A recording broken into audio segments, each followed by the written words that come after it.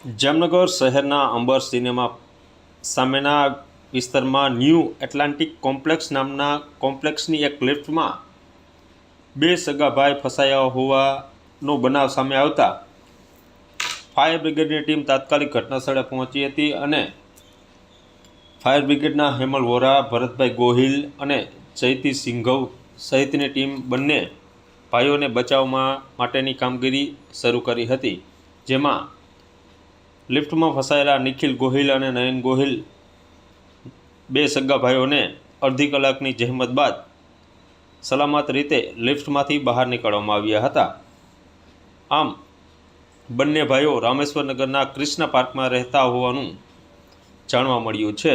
બંને ભાઈઓને સુરક્ષિત રીતે લિફ્ટમાંથી અડધી કલાકની જહેમત બાદ બહાર નીકળવામાં આવ્યા છે।